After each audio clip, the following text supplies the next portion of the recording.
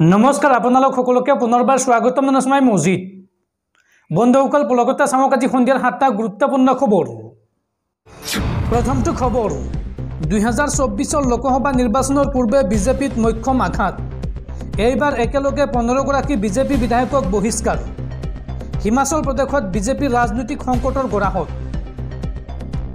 একেলগে 15 গৰাকী বিজেপি বিধায়কক বহিষ্কাৰ হিমাচল প্ৰদেশত বিজেপি ৰাজনৈতিক সংকটৰ গৰাহত এটা দিনতেই 15 জন বিজেপিৰ বিধায়কক বহিষ্কাৰ কৰিছে অধ্যক্ষই বহিষ্কৃত বিধায়কৰ ভিতৰত আছে বিৰোধী দলপতি জয়ৰাম ঠাকুৰ হিমাচলত ৰাজ্যসভা নিৰ্বাচনৰ পিছতেই বিজেপিত অথন্তৰ বহিষ্কৃত আটাইকেইজন বিজেপিৰ বিধায়কে বিচাৰিলে সময় আৰু ৰাজ্যপালক সাক্ষাৎ কৰিবলৈ অনুমতি বিচাৰিলে এই 15 গৰাকী বিজেপিৰ বিধায়কে উল্লেখযোগ্য যে এখন আসনৰ বাবে হোৱা নিৰ্বাচনত জয়ী সাব্যস্ত কৰিছিল বিজেপিয়ে আৰু ৰাজ্যসভা নিৰ্বাচনৰ পিছতেই হিমাচলৰ ৰাজনীতিত খলকুনি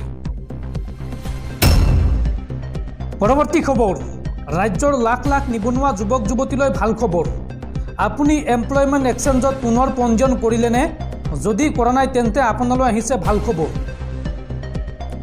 এমপ্লয়মেণ্ট এক্সচেঞ্জত পুনৰ পঞ্জীয়ন নকৰা সকলৰ বাবে ডাঙৰ খবৰ তৃতীয় আৰু চতুৰ্থ বৰ্গৰ চাকৰিৰ বাবে আবেদন কৰা সকলৰ বাবেও জৰুৰী খবৰ আপুনি পুনৰ পঞ্জীয়ন কৰিব পৰা নাই যদিও চিন্তাৰ কোনো কাৰণ নাই 29 ফেব্ৰুৱাৰী পিছত কৰিব পাৰিব এমপ্লয়মেণ্ট এক্সচেঞ্জত পুনৰ পঞ্জীয়ন 29 ফেব্ৰুৱাৰী পিছত বাহাল থাকিব এমপ্লয়মেণ্ট এক্সচেঞ্জৰ পুনৰ পঞ্জীয়ন প্ৰক্ৰিয়া চৰকাৰে দিয়াৰ দৰেই নতুন নিয়মেৰে কৰিব পাৰিব পুনৰ পঞ্জীয়ন 29 ফেব্ৰুৱাৰী এমপ্লয়মেণ্ট এক্সচেঞ্জত পুনৰ পঞ্জীয়নৰ অন্তিম দিন ধাৰ্য কৰা হৈছিল কিন্তু কাৰিকৰী অসুবিধাৰ বাবে বৰ্তমান এই সেৱাসমূহ বিশেষভাৱে উপলব্ধ হোৱা নাই অতি সোনকালে এই প্ৰক্ৰিয়াসমূহ উপলব্ধ হ'ব বুলি আহিছে জাননী 29 ফেব্ৰুৱাৰীত পুনৰ পঞ্জীয়নৰ দিন শেষ হোৱাৰ পিছতো উপলব্ধ থাকিব এই প্ৰক্ৰিয়া স্থানীয় প্ৰাৰ্থীক অধিক সুযোগ দিয়াৰ বাবে চৰকাৰৰ এই পুনৰ পঞ্জীয়ন প্ৰক্ৰিয়া পঞ্জীয়নৰ সময়ত শিক্ষাগত অৰ্হতাৰ পৰা অভিজ্ঞতাৰ সকলো তথ্য দিব লাগিব পঞ্জীয়ন কৰিবলৈ আপোনালোকে ভিজিট কৰক sewasetu.assam.gov.in এই ৱেবছাইটৰ জৰিয়তে আপোনালোকে কৰিব পাৰিব এমপ্লয়মেণ্ট এক্সচেঞ্জত পুনৰ পঞ্জীয়ন পৰৱৰ্তী খবৰ লাখপতি বাইদেউৰ প্ৰপত্ৰ পূৰণক লৈ গুৰুত্বপূৰ্ণ মন্তব্য মুখ্যমন্ত্ৰী হিমন্ত বিশ্ব শৰ্মাৰ প্ৰপত্ৰ পূৰণ কৰাৰ সময়ত 5টা কথা গুৰুত্ব সহকাৰে ল'বলৈ আহ্বান মুখ্যমন্ত্ৰীৰ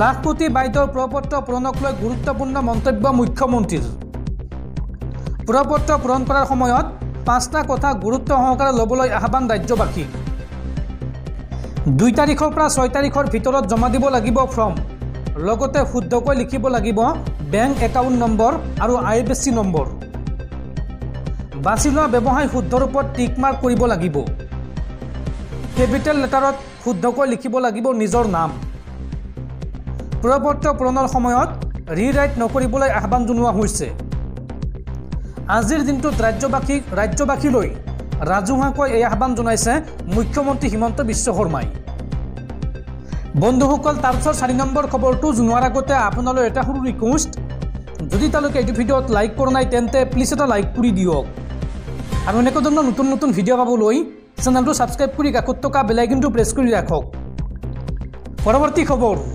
2024 লোকসভা নিৰ্বাচনৰ পূৰ্বে অসম প্ৰদেশ কংগ্ৰেছত খহনীয়া এইবাৰ কংগ্ৰেছৰ পৰা পদত্যাগ কৰিলে ৰাণা গোস্বামীয়ে অসম প্ৰদেশ কংগ্ৰেছ কমিটিৰ কাৰ্যকৰী সভাপতি আছিল ৰাণা গোস্বামী আৰু অতি শীঘ্ৰে আনুষ্ঠানিকভাৱে বিজেপিত যোগদান কৰিব ৰাণা গোস্বামীয়ে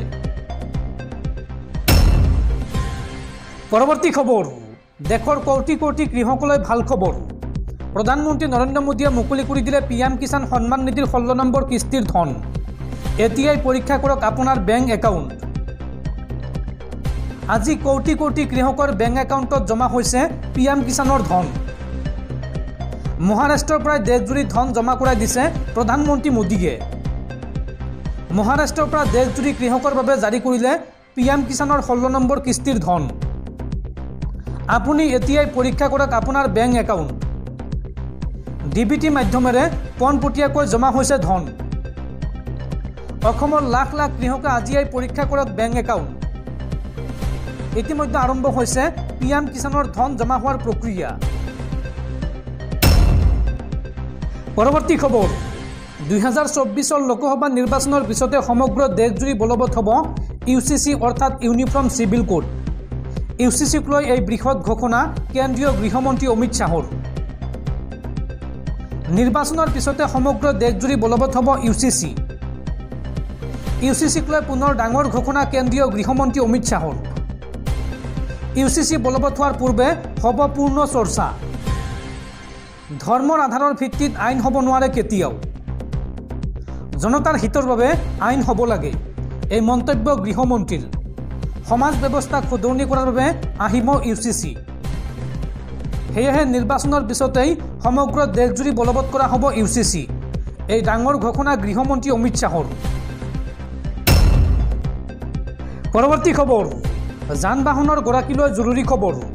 মাজত মাত্ৰ এটা দিন, অতি শীঘ্ৰে পৰিশোধ কৰক আপোনাৰ বাহনৰ কৰ, অন্যথা ৰাজপথৰ পৰা জব্দ হ'ব আপোনাৰ বাহন।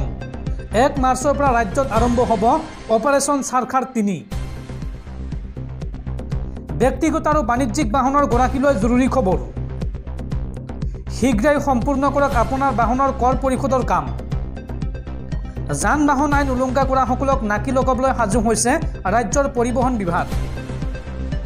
সকলো শ্ৰেণীৰ বাহনৰ গৰাকীলৈ জনালে শেষ সকিয়নি। 29 ফেব্ৰুৱাৰী অন্তিম তাৰিখ। অতি শীঘ্ৰে আপডেট কৰক আপোনাৰ বাহনৰ নথি পত্ৰ।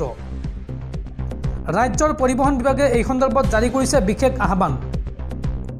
ৰাজ্যত আহি আছে অভিযান চাৰখাৰ 3। ৰাজপথত বাহনৰ নথি পত্ৰ পৰীক্ষাৰ বাবে ৰৈ আছে পৰিবহণ বিভাগৰ লোক। ইতিমধ্যে কৰ ফাঁকি দিয়া বাহনৰ বিৰুদ্ধে ৰাজ্যত আৰম্ভ হৈছে অভিযান। পৰিবহণ বিভাগে আৰম্ভ কৰিছে ৰাজপথত অভিযান। আজিয়াই পৰীক্ষা কৰক আপোনাৰ যান বাহনৰ নথি পত্ৰ। নথি পত্ৰ নৱীকৰণ নকৰিলে ভৰিবলগীয়া হ'ব পাৰে বৃহৎ পৰিমাণৰ জৰিমনা। কৰ পৰিশোধ নকৰিলে আপুনি ভৰিব লাগিব অতিৰিক্ত জৰিমনা। 1 মাৰ্চৰ পৰা ৰাজ্যত আৰম্ভ হ'ব অভিযান চাৰখাৰ 3 আৰু 29 ফেব্ৰুৱাৰী হৈছে যান বাহনৰ কৰ আদায় দিয়াৰ শেষ সময়সীমা। অন্যথা জব্দ কৰা হ'ব আপোনাৰ কৰ অনাদায়ী বাহন। এই বিশেষ নিৰ্দেশনা জাৰি কৰিছে ৰাজ্যৰ পৰিবহণ বিভাগে। পৰৱৰ্তী খবৰ 2024 লোকসভা নিৰ্বাচনৰ পূৰ্বে কংগ্ৰেছত ভূমিকম্প। এইবাৰ হিমাচল প্ৰদেশত পতনৰ দিশে আগবাঢ়িছে কংগ্ৰেছ চৰকাৰ। পদত্যাগ কৰিলে হিমাচল প্ৰদেশৰ কংগ্ৰেছৰ মুখ্যমন্ত্ৰীয়ে। লোকসভা নিৰ্বাচনৰ পূৰ্বে এটাৰ পাছত আন এটা বিপদ কংগ্ৰেছৰ। লোকসভা নিৰ্বাচনৰ পূৰ্বে এটাৰ পাছত আন এটা বিপদত কংগ্ৰেছ। এইবাৰ হিমাচলত থৰক বৰক কংগ্ৰেছৰ চৰকাৰ। হিমাচলৰ কংগ্ৰেছ চৰকাৰৰ পতন। মুখ্যমন্ত্ৰী পদৰ পৰা পদত্যাগ কৰিলে সুখবিন্দৰ সিং সুখুৰে। ৰাজ্যসভাত ক্ৰছ ভোটিঙৰ পাছতে এই সিদ্ধান্ত। বিধায়কৰ মাজত মতানৈক্য বৃদ্ধি পোৱাৰ পৰিপ্ৰেক্ষিতত এই পদক্ষেপ।